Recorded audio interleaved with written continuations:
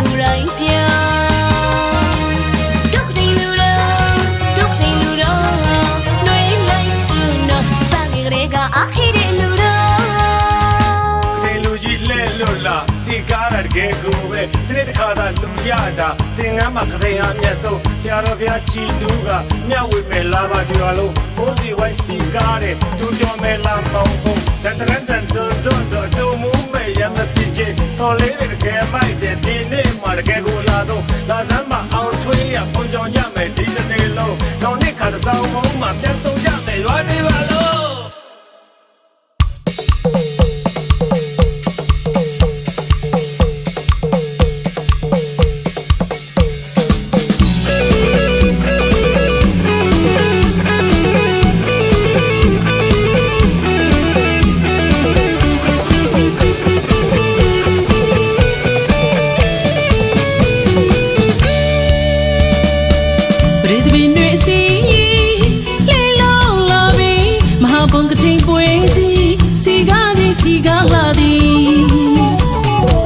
ပရိသပင်တွေစီလေလုံးလာပြီမဟာဘုံကထိန်ပွဲကြီးစီကားသည်စီကားလာသည်ဒုဆိုင်ကလက်တန်ရင်ကြီးတငယ်တော်အကားကသွက်သည်မြူသည်ဥရှိယောကတော့ထီကလေးကိုပညာချီတောင်ရှိပစိုးဒီမလို့ဒေါ်မိုးနဲ့ပြိုင်ကနေပါသည်ပရိသပင်တွေစီ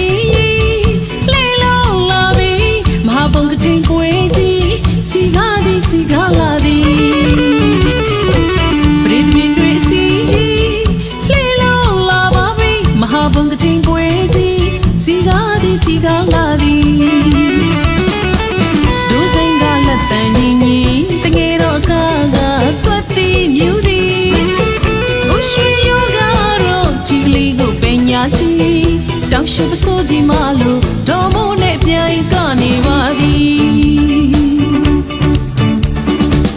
ဘုံကထိန်ပွဲကြီးလေလုံးလာပါပြီသာသနာကုသိုလ်အရေးမှုပြောသည်ဘုံကထိန်ပွဲကြီးအော်လေလုံးလာပါပြီသာသနာကုသိုလ်အရေးမှုပြောသည်အရွယ်ဆုံးလူဆုံးနှွေးပြောကြသည်အကုန်လုံးရွှင်ပြုံးပီတီရီဝဝေးစီတဒါစုကပဲသာရုခေါ်ကြသည်တန်ဃာတော်တွေအတွက်ရီမငါလူရန်သည်နေပါအကျိုးကြီးဘုံကထိန်လှဲ့လို့လာပါပြီ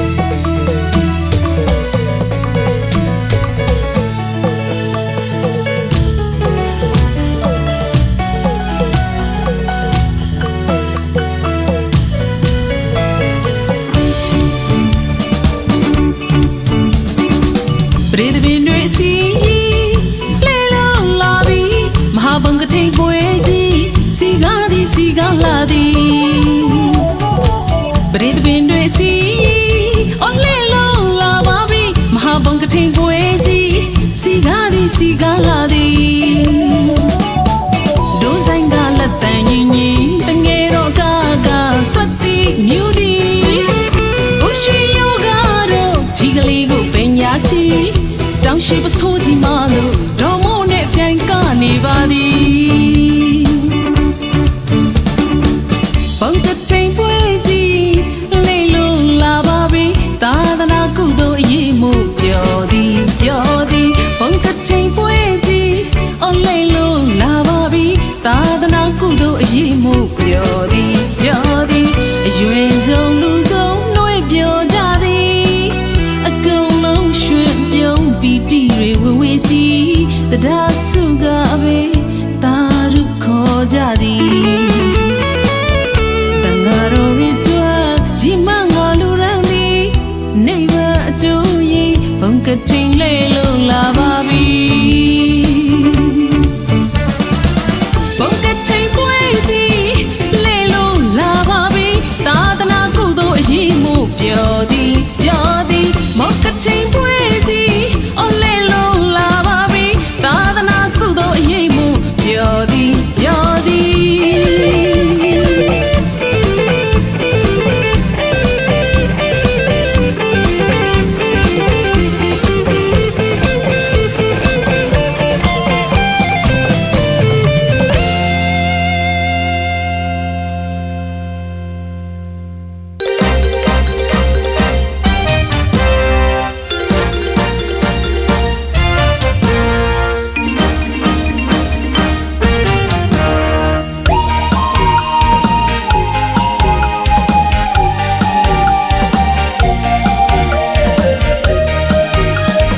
ပျော်ရွှင်မြူလို့ပြော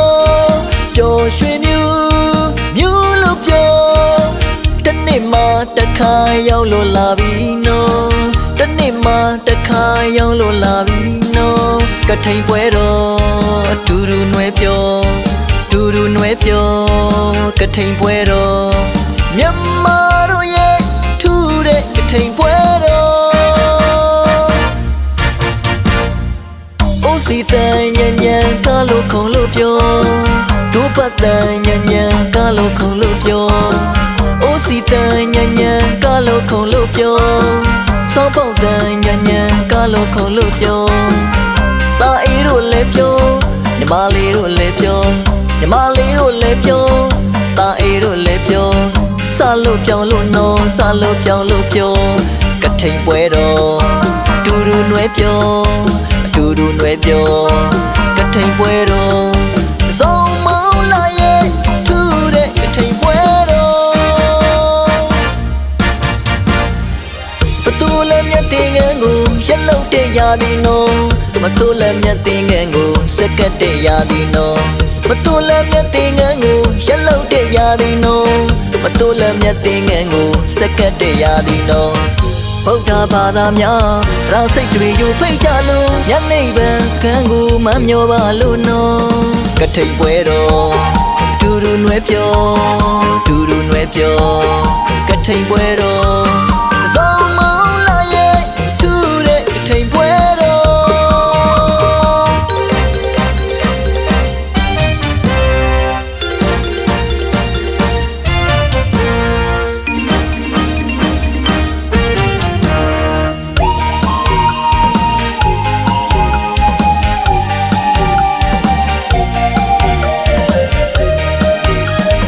ပျော်ရွှင်မြူလို့ပြောပျော်ရွှင်မြူလို့ပြော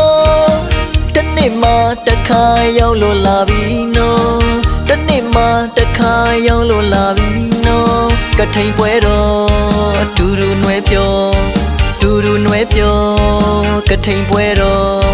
မြန်မာတို့ရဲ့ထူးတဲ့ကထိန်ပွဲတော်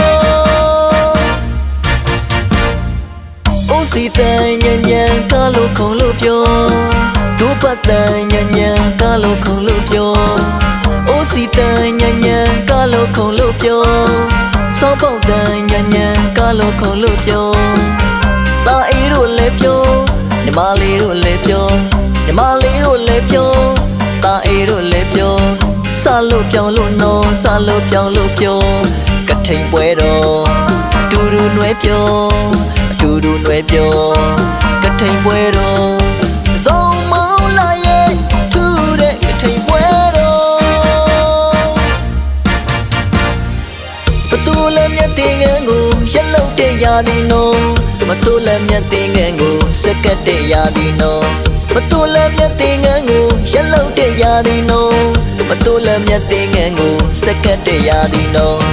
ဗုဒ္ဓဘာသာများရာစိတ်တွေယူဖိတ်ချလို့ညနေပန်းစကံကိုမမျောပါလို့နော်ကထိန်ပွဲတော်တူတူနွယ်ပြောတူတူနွယ်ပြောကထိန်ပွဲတော်စုံမလာရဲ့တူတဲ့ကထိန်ပွဲတော်ကထိန်ပွဲတော်တူတူနွယ်ပြောတူတူနွယ်ပြောကထိန်ပွဲတော်မြန်မာတို့ရဲ့ထူတဲ့ကထိန်ပွဲတော်ကထိန်ပွဲတော်တူတူနွယ်ပြောတူတူနွယ်ပြော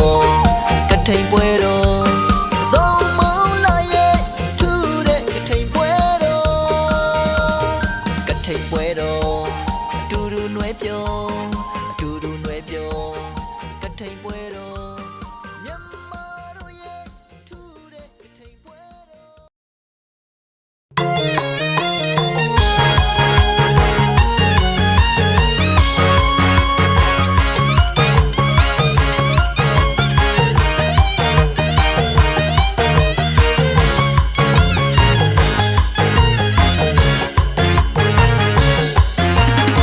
ပုံကထိန်ပွဲကြီးကျင်းပါနေပုံကထိန်ပွဲကြီး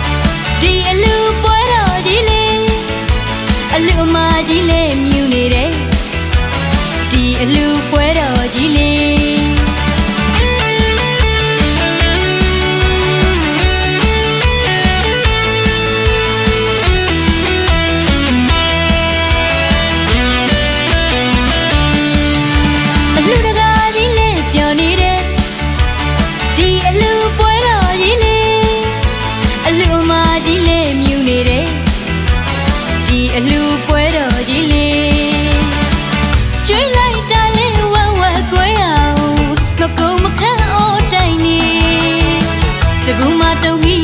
ထမေးချောင်းစီမိကိုတိတ်ကြွေပြီလေအလူရင်စလက်နဲ့မကွာလူနေပြီလေစေရင်စေတနာတတာထက်တန်သာသနာအမွေခံဧကန်ထိုက်ပြီလေတရွာလုံးတိမ့်တိမ့်တုံတနေ့လုံးတိမ့်တိမ့်တုံဒါနစီတီအလူပွဲကြီးစားပြီလေ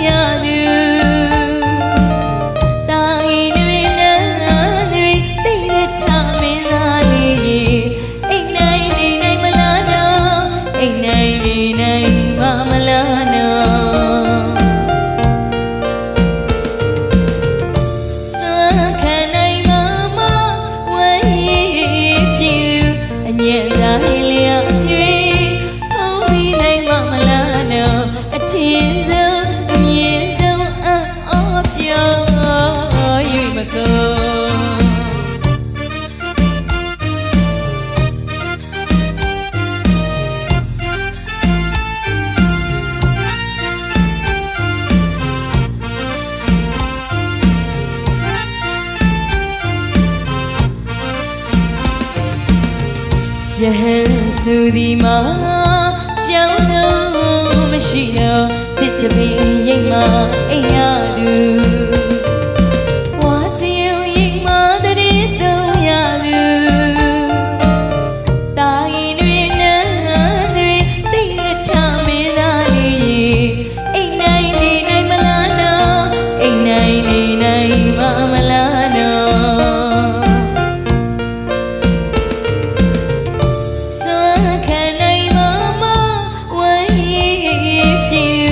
ညံစားလျာကျွေးဖုံး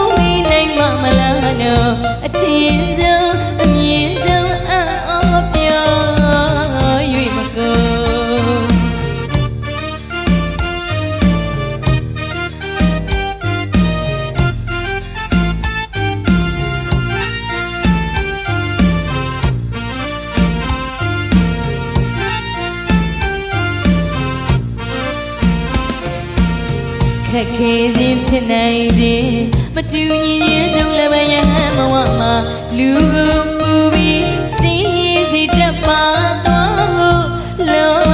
ဒေါသမောဟစုရိကိလေသာတရားတွေခန္ဓာအစင်မှာညှိတွင်မနေရသိစီသိခံကျင့်ကြံအားထုတ်အဟုတ်မလွယ်ပါအဟုတ်မလွယ်ပါ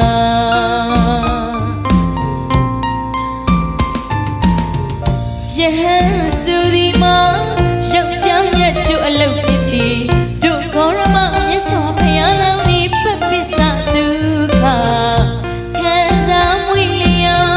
ယဟန်တော်ဖြစ်တော်သည်တို့ခေါ်ရမမြတ်စွာဘုရားလောင်းဒီပပစ္စဒုက္ခခံစားမွေလျာယဟန်တော်ဖြစ်တော်သည်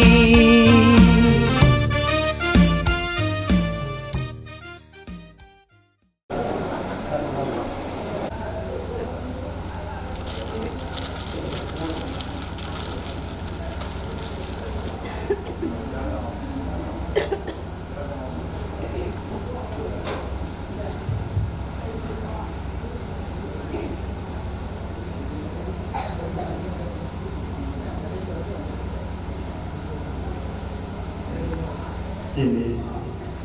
တော့ဒီကဥစဉ်တော့ဘုရားဆွေတော့ရည်လို့ရအောင်ဖြစ်လို့ဘုရားတော်အာမုထားရဲ့တော်ကြီးကြီးကတော့တန်ခေဘုရားဝေတော်မခေခေတာမောင်တစေနာဒီသာတို့နဲ့ခေလို့တဲ့ကဥပ္ပုခောဥတောင်းဝယ်ဒီလိုလေးထေဒုက္ခဤကမဒေါထောင်းကြီးအာမင်းများပြကြတော့မင်းကြီးမင်းကြီးကြီးကျွယ်မတ္တမာထွေကိုလာမင်းနာမလာမိုးတို့ကိုမျိုးကျော်တဲ့ကိုမျိုးကျော်တဲ့မအင်းဒီညေဒီကံပြီးတော့အောင်ခံလဲနာမမီမြောက်မောအောင်ကောင်းဟာဝိဒါလူလူတွေကတော့အဝိယဤဒီမှာရောက်ရှိလာကြတော့ယနာပရိသတ်ပေါ်လို့ခေါင်းရတော့ဒီကံလုံးထမ်းနေဒီတို့မောရတာတရားမဟုတ်ကြဘူးတရဏဂုံတော်မကြီးပြောတော့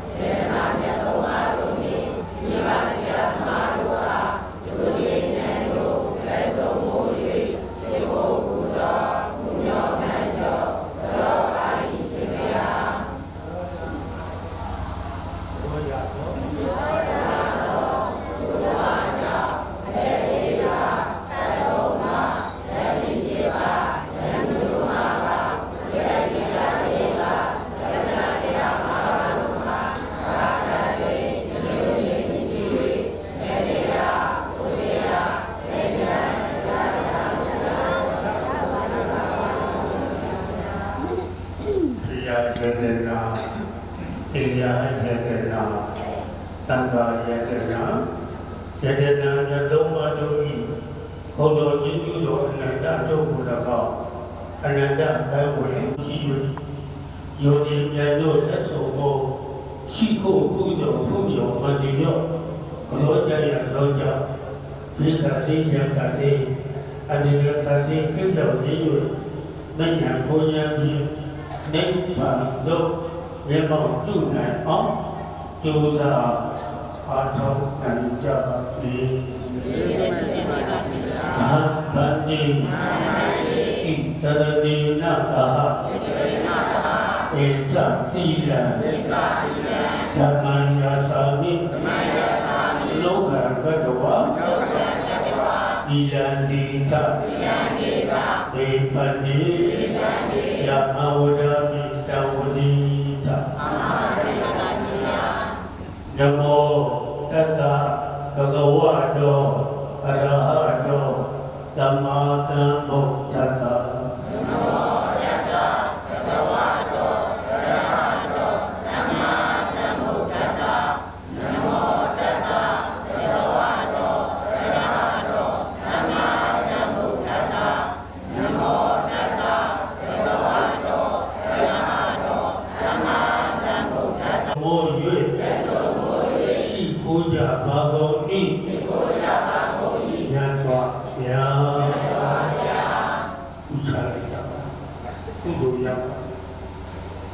ဘုဒ္ဓတရဏဂိသာမိသမန္တရဏဂိသာမိသံဃာတရဏဂိသာမိဘုဒ္ဓတရဏဂိသာမိသမန္တရဏဂိသာမိသံဃာတရဏဂိသာမိဒုတိယံပိသံဃာတရဏဂိသာမိဒုတိယံပိဘုဒ္ဓတရဏဂိသာမိဒုတိယံပိသမန္တရဏဂိသာမိဒုတိယံပိသံဃာတရဏဂိသာမိတတိယံပိဘုဒ္ဓတ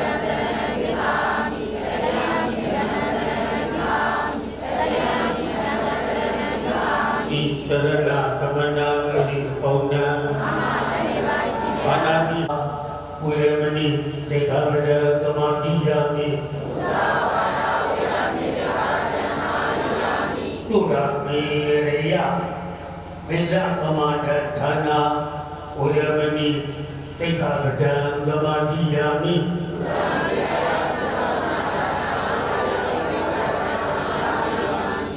တတ္တဘာစီကိုယ်စိတ်နဲ့ကြားကျမ်းမာသံဃာကြပါစေတို့ရင်ကင်းခွာအိမ်ချမ်းသာတော်ဖြစ်အသက်ကြီးကြပါစေအနာကင်းခွာကိုယ်ကျမ်းမာ၍အသက်ကြီးကြပါစေဓမ္မေပုံညာနိဗ္ဗာနတပိသယောဟောတုအပမတိနသဗ္ဗတိသာ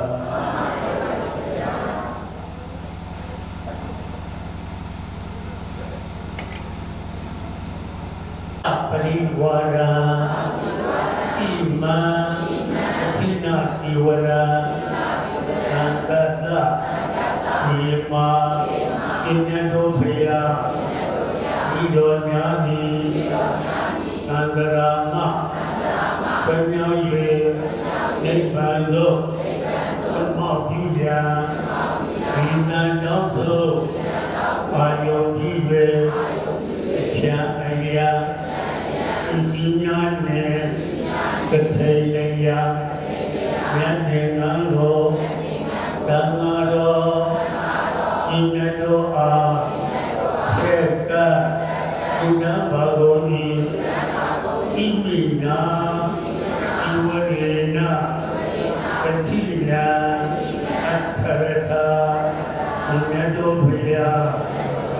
ဤတော်မြတ်ဘုရားအတော်တထေလျာ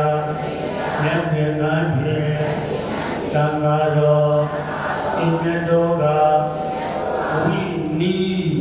သမကံအာတိယောသောတထေကိုခိနောမူကြပါကိုရှင်မြတ်တို့ဘုရားသာဓုခေါ်သာ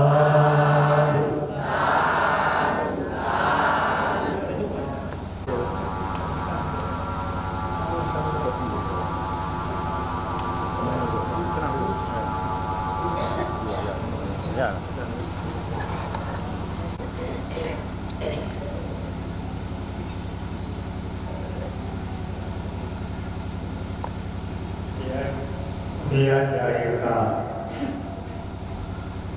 ဘုရားဒါယီကာမကတိလူဒါယကကတိလူဒါယီကာမမြတ်အဖို့ထံ၍ကတိလူဝဲတော့ အလုံးခံရရောက်ရှိလာကြတဲ့တရားနာပရိသတ်အပေါင်းသူတော်ကောင်းများတို့ဘုန်းကြီးတရားစကားလေးအသိအကျရောက်ပြီးတော့ဒီလေးချပါ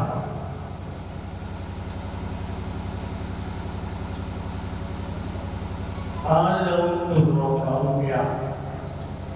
ယာဘူးနာဝရှိကြတယ်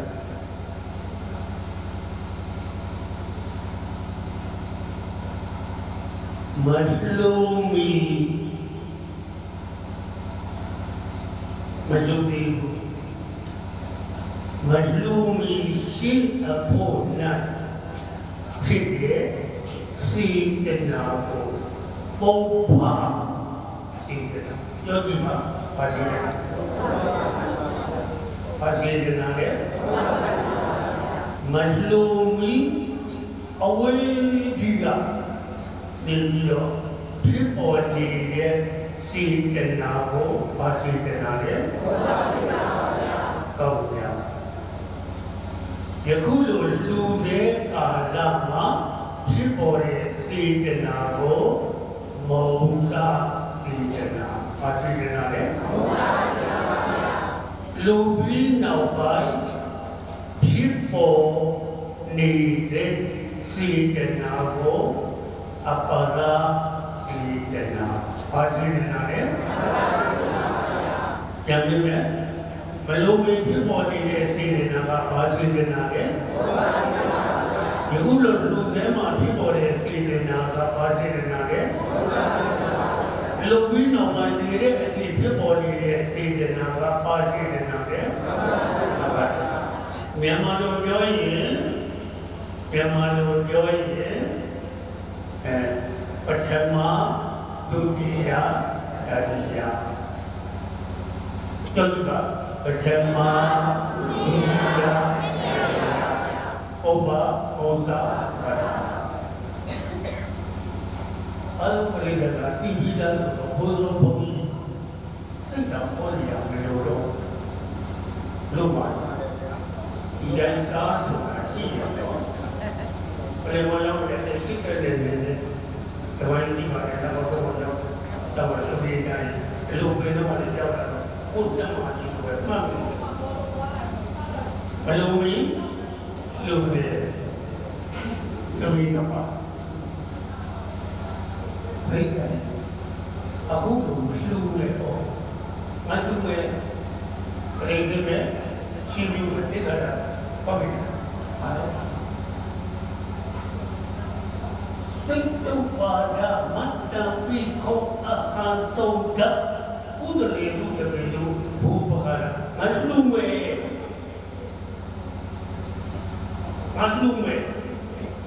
လူမဲရန်ခါတဲ့ရတယ်မဲ့အလုံးမရလုံးမဲ့အလုံးမဲ့ပါအဲ့ဒီလိုစိတ်ကလေးနဲ့ပြီးသွားရဲ့တလုံးတော်ပဲကဲနတ်ကြီးရ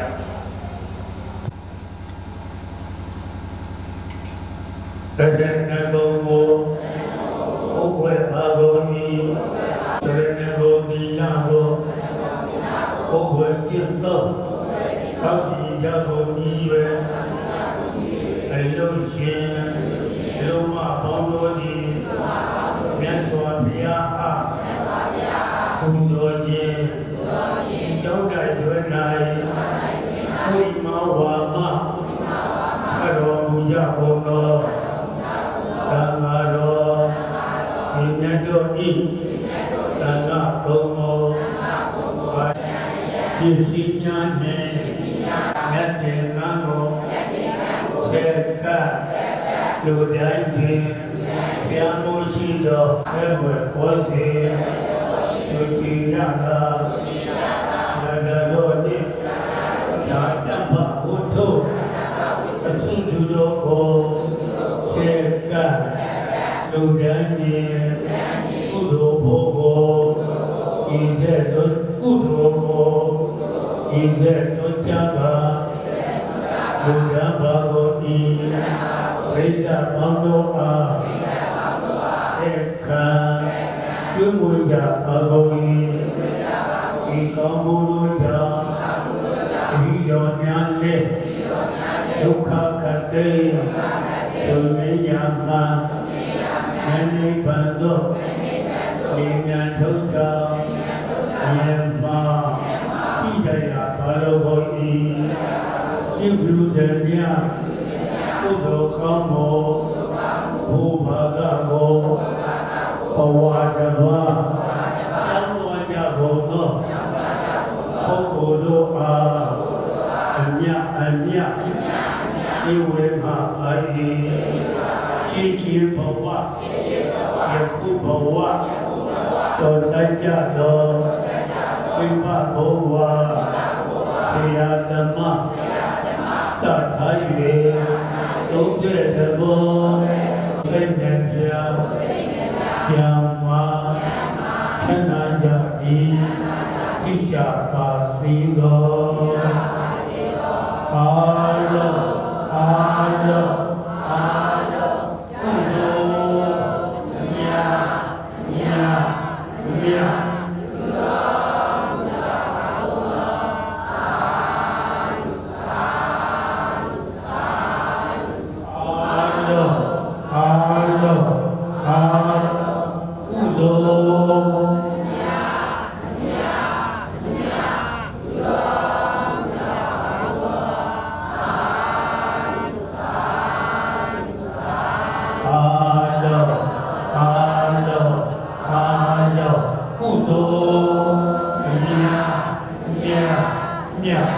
ယူတော်ဘုရားဘုရားသာဓုသာဓုသာအလောကုခိနဲ့ကျမ်းစာနဲ့ဒီ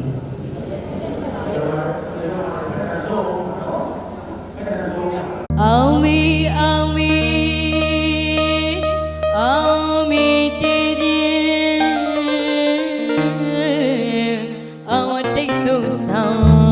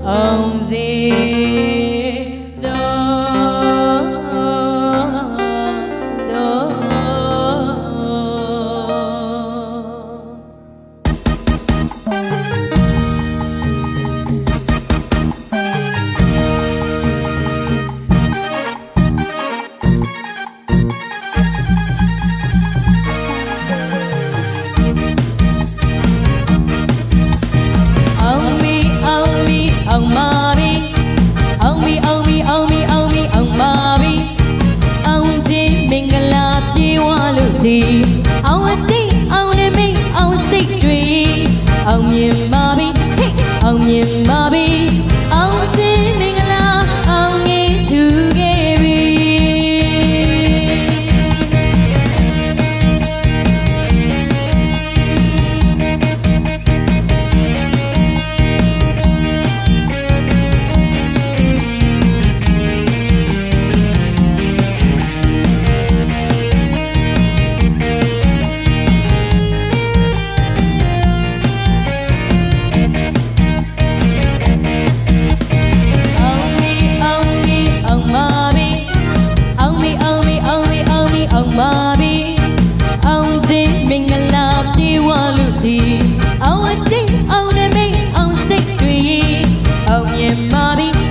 အောင်မြင်ပါပြီ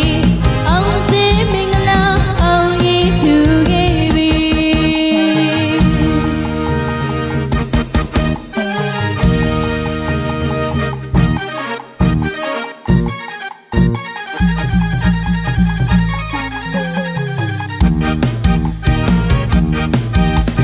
ဒီမင်္ဂလာအခမ်းအနားအောင်ခဲ့ပါပြီအလူတော်မင်္ဂလာကြီးအောင်စီတီးတတဝဝိနိယတာရုခေါ်သည်ခ ခုနှစ်ရက်သမီးသားစိတ်ချမ်းသာသည်မြစ်တာပို့သည်မြစ်တာဝေသည်မြစ်တာဖြန့်ချီရွှေမောဝေမောရတနာမောရွာသုံးပြီ